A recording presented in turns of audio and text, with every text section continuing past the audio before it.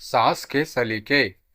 श्वेता अभी सोफे पर बैठी किसी ख्याल में खोई हुई थी। तभी कविता ने उसे पुकारा। भाभी जी, कहाँ खो गई? मैंने घर की सारी सफाई कर दी है। आप कहे तो आपके लिए चाय बना दूं? हाँ, बढ़िया सी चाय बना दे। और अपने लिए भी बना लेना। कुछ ही देर में कविता चाय बनाकर श्वेता के पास आकर बैठ जाती है। भाभी जी, क्या सोच रही हैं आप? आज सुबह उदास दिखाई दे रही है। कविता, कभी कभी किसी इंसान की अहमियत उसके बाद समझ में आती है। माँ जी को गए अभी 2 महीने हुए हैं। उनके सामने मैं कितनी बेफिक्र थी। लेकिन भाभी, आपकी सास तो हमेशा आपको डांटती रहती थी। बस यही बात तो आज उदास कर देती है। आज ना कोई डांटने वाला है, ना कोई रोकने टोकने वाला। लेकिन अंदर कितना सुनापन है, यह तू नहीं समझेगी। श्वेता ने अपनी सास के अंतिम समय में उनके पास बैठकर बिताए पलों को याद करते हुए कहा। तुझे पता है उन आखिरी पलों में माँ जी ने मुझसे क्या कहा? उन्होंने अपनी परवाह न करते हुए मुझे अपना सब कुछ सौंपते हुए कहा, बेटी, ये सब अब तुझे संभालना है। और हाँ, अब मैं नहीं रहूंगी टोकने के लिए। घर को संभाल कर चलाना। श्वेता ने आगे कहा। यह सुनकर मुझे ऐसा लगा जैसे मेरे सर से छत हट गई है और मैं अब यह सब कैसे संभालूंगी। उस दिन से आज तक सब कुछ संभालने की कोशिश करती हूँ, लेकिन कुछ न कुछ छूट जाता है। यह कहकर श्वेता रोने लगी। भाभी, अब तो सब कुछ आपको ही संभालना है। हिम्मत से काम लो। सुन, तू घर का काम निपटा ले, मैं कुछ देर में आती हूँ।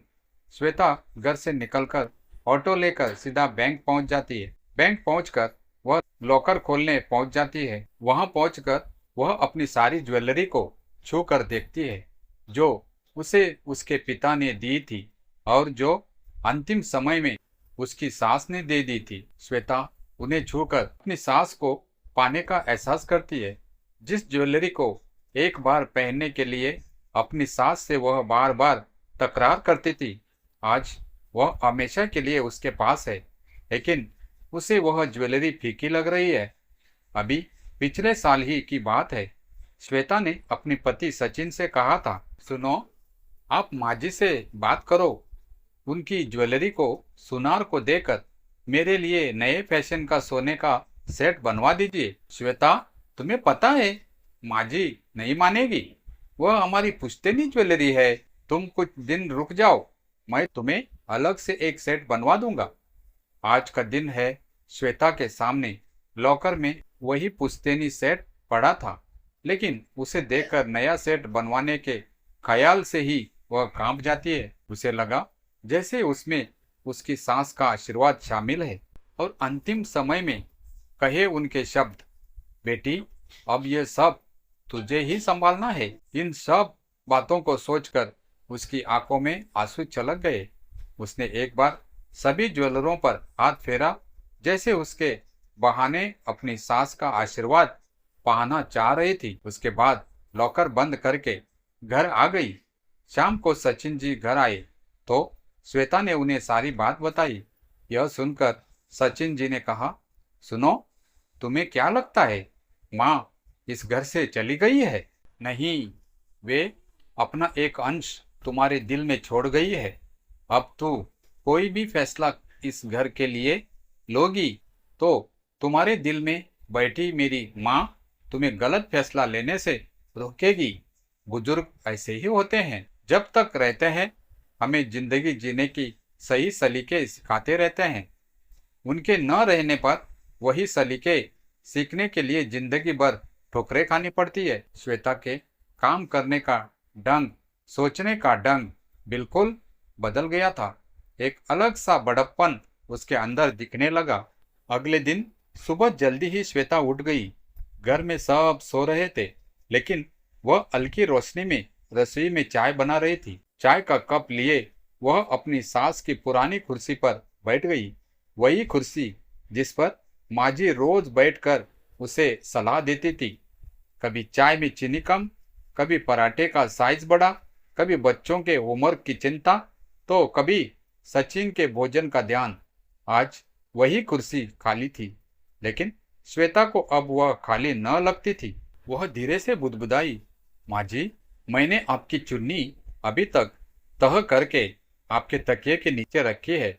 लगता है आप अभी भी मेरे साथ हो। उसने तय कर लिया था कि अब वह अपनी सास के अनुभव और सीख को जीवन का मार्गदर्शन बनाएगी। हर फैसले से पहले वह खुद से पूछेगी, माँ जी, होती तो क्या करती।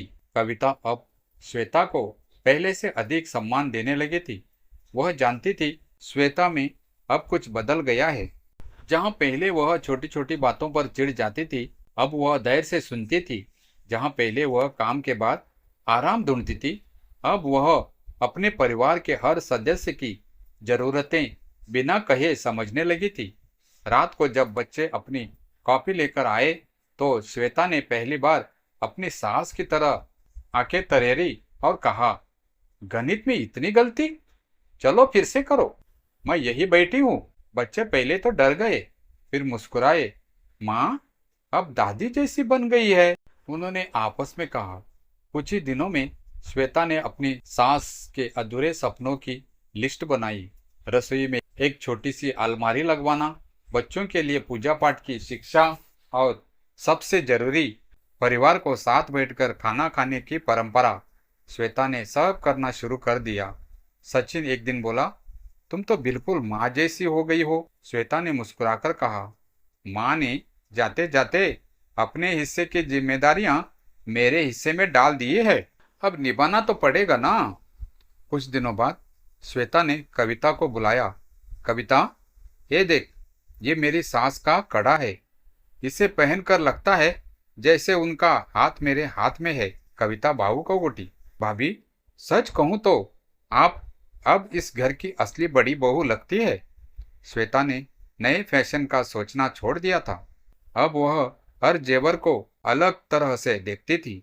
उसमें यादें थी, परंपराएं थी, माँ जी का आशीर्वाद था। एक दिन वह मंदिर गई। वहां उसने माँ जी के नाम पर एक छोटी सी किताबें रखने की अलमारी दान दी, जिसमें घर गृहस्थी, धर्म और जीवन मूल्य से जुड़ी किताबें थी। पुजारी जी ने जब उसका नाम पूछा तो वह मुस्कुराई। बस श्वेता, श्रीमती सावित्री देवी की बहू। माँ जी का नाम लेते ही उसकी आंखें नम हो गई, लेकिन मन संतुष्ट था। एक शाम वह अपनी पुरानी डायरी निकाल कर बैठी। उसमें माँ जी के कहे अंतिम शब्दों को लिखा, अब मैं नहीं रहूंगी टोकने के लिए, घर को संभाल कर चलाना। नीचे उसने खुद लिखा, माँ जी, आप भले ही अब नहीं है, पर मैं हर रोज आपकी नज़र से ही जीने की कोशिश करती हूँ।